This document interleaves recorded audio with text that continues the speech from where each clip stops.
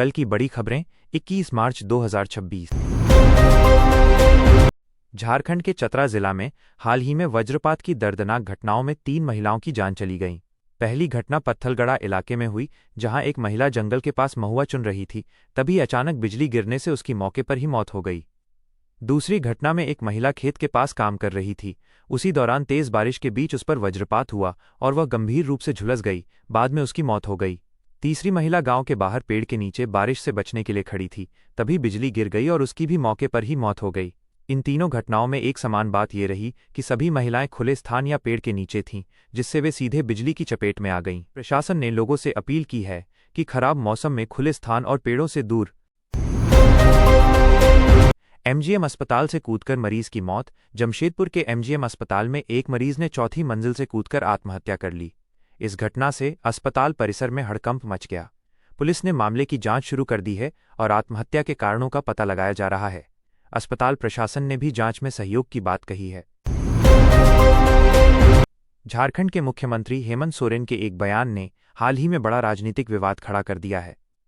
विधानसभा में बोलते हुए उन्होंने कहा कि इस बयान के बाद राजनीतिक माहौल गर्मा गया। विपक्ष, खासकर बीजेपी नेताओं ने आरोप लगाया कि मुख्यमंत्री ने हिंदू देवी देवताओं और आस्था का अपमान किया है।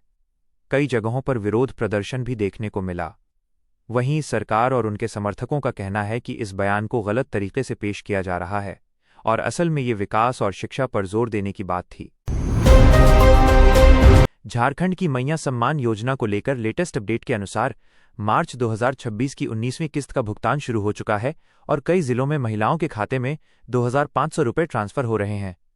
यह राशि डीबीटी के माध्यम से सीधे बैंक खाते में भेजी जा रही है। सरकारी जानकारी के मुताबिक ये किस्त आमतौर पर हर महीने की 15 तारीख के आसपास भेजी जाती है, लेकिन इस बार कुछ जगहों पर देरी और बैकलॉग के कारण 2 या 3 किस्त एक साथ 5000 रुपीज माइनस 7500 रुपीज भी मिल रहे हैं। कुल मिलाकर पैसा आना शुरू हो चुका है।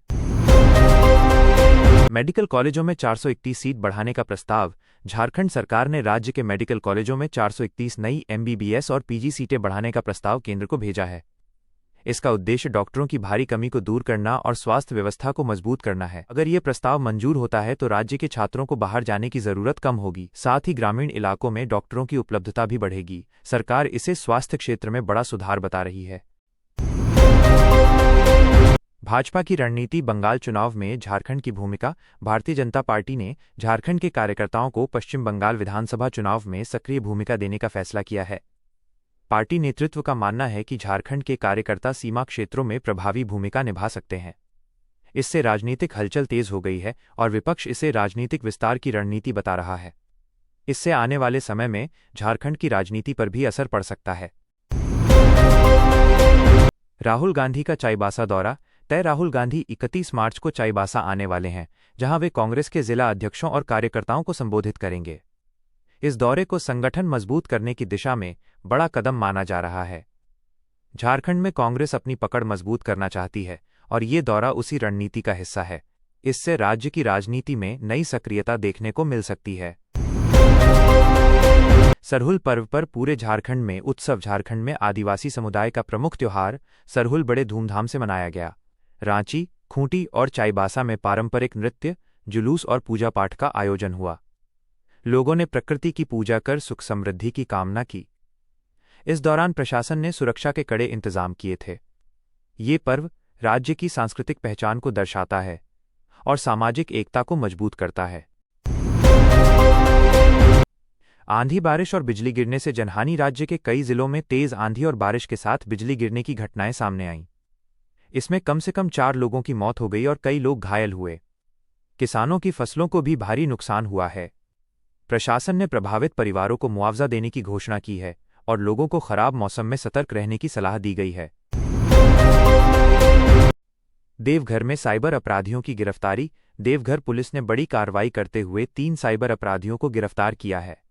ये आरोपी ऑनलाइन कैशबैक और लॉटरी के नाम पर लोगों से ठगी कर रहे थे। पुलिस ने उनके पास से मोबाइल, सिम कार्ड और बैंक डिटेल्स बरामद किए हैं। इस कार्रवाई को साइबर क्राइम के खिलाफ बड़ी सफलता माना जा रहा है। वीआईपी सुरक्षा पर विवाद गहराया। बाबूलाल मरंडी ने राज्य में वीआईपी सुरक्षा को लेकर सवाल उठाया है। उन्होंने सरकार को पत्र लिखकर बुलेट प्रूफ गाड़ियों के उपयोग और खर्च पर जवाब मांगा है। इस मुद्दे पर राजनीति गर्मा गई है और सत्ता पक्ष ने विपक्ष के आरोपों को बेबुनियाद बताया है। मरांग गोमके योजना से छात्रों को मौका। झारखंड सरकार ने मरांग गोमके योजना के तहत 50 छात्रों को विदेश में पढ़ाई के लिए 100% स्कॉलरशिप देने की घोषणा की है। इस योजना का उद्देश्य प्रतिभाशाली छात्रों को अंतर्राष्ट्रीय स्तर की शिक्षा उपलब्ध कराना है। इससे राज्य के युवाओं को बड़ा अवसर मिलेगा और उनका भविष्य उज्ज्वल हो सकेगा। अन्य ताजा घटनाएं। अवैध अफीम नेटवर्क का खुलासा। छत्तीसगढ़ में पकड़े गए अवैध अफीम मामले में झारखंड के एक व्यक्ति की गिरफ्तारी हुई है। जांच में पता चला है कि ये एक बड़ा अंतर्राज्यीय नेटवर्क हो सकता है। पुलिस अब इसके अन्य कनेक्शन की तलाश कर रही है। इस मामले ने सुरक्षा एजेंसियों की चिंता बढ़ा दी है।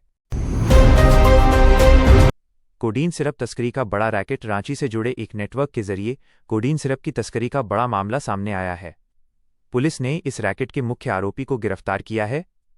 बताया जा रहा है कि ये ड्रग्स बांग्लादेश तक सप्लाई की जा रही थी।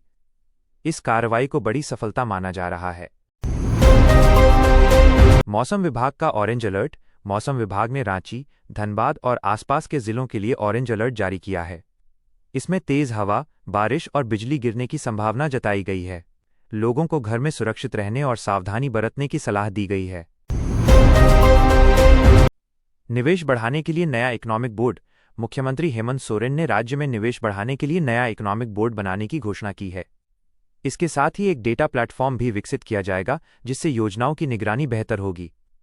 सरकार का कहना है कि इससे उद्योग और रोजगार दोनों को बढ़ावा मिलेगा। इको टूरिज्म को बढ़ावा देने की पहल। झारखंड सरकार ने इको टूरिज्म को बढ़ावा देने के लिए नई नीति बनाई है। इसके तहत स्थानीय लोगों को पर्यटन से जोड़कर रोजगार दिया जाएगा। जंगल और प्राकृतिक स्थलों का संरक्षण भी किया जाएगा। सरकार का मानना है कि इससे राज्य की अर्थव्यवस्था को मजबूती मिलेगी। पूर्व मंत्री पर गंभीर आरोप। झारखंड के पूर्व मंत्री योगेंद्र साव पर कोयला कंपनी के कर्मचारियों पर तीर धनुष से हमला करने का आरोप लगा है। इस घटना के बाद राजनीतिक माहौल गर्म हो गया है। पुलिस मामले की जांच कर रही है और आरोपियों के खिलाफ कार्रवाई की बात कही गई है। क्या आप